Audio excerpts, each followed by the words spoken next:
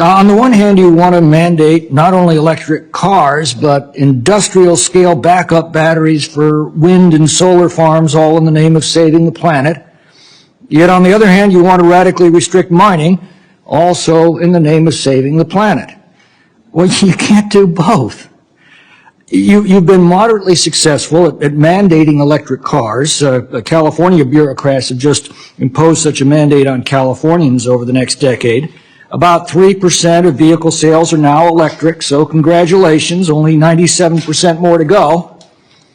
And we don't need to get into a discussion today about where you think the electricity for your electric cars is going to come from. About 80% of our electricity still comes from the very fossil fuels that you're waging war against, and you're creating devastating shortages by doing that. We'll save that for another day.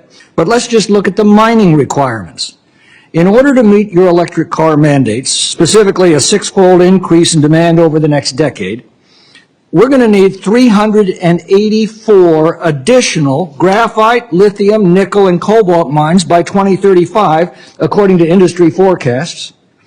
Expensive recycling mandates will only reduce this number to 336 new mines that we're going to need.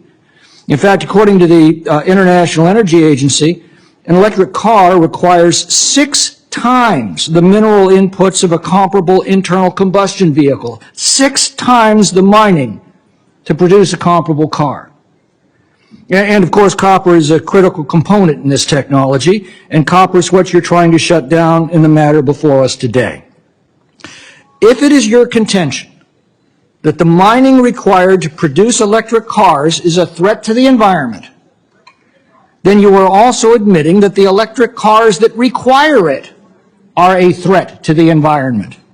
Can't you see how foolish and self-destructive and absurdly contradictory these policies have become? Can't you see yet the damage that you're doing not only to the environment, but to people's lives?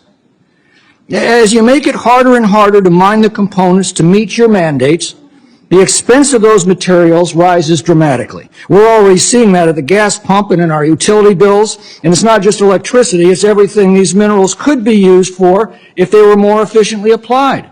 When something is scarce, it becomes expensive. You're making all of the things that we depend upon for our quality of life more scarce and therefore more expensive. You're fixated on a 1-degree rise of global temperatures over the next century, but you couldn't care less that you're making it financially impossible for many people to heat their homes in sub-freezing winters. Europe's now reverting to burning wood to survive this winter. This is not going to end well for humanity, and it's not going to end well for your party as more and more people connect the dots between your policies and the conditions that they're now suffering. You need to stop this. The resolution before us will at least shed some light on the inexplicably absurd decision that your administration made to unilaterally thwart a bipartisan legislative act and to impede one of the most important copper mines in America. And frankly, you need this information more than we do, because maybe it will dissuade you from continuing with the childish fantasies and the self-destructive policies that you are going to be held accountable for, both by voters and by history.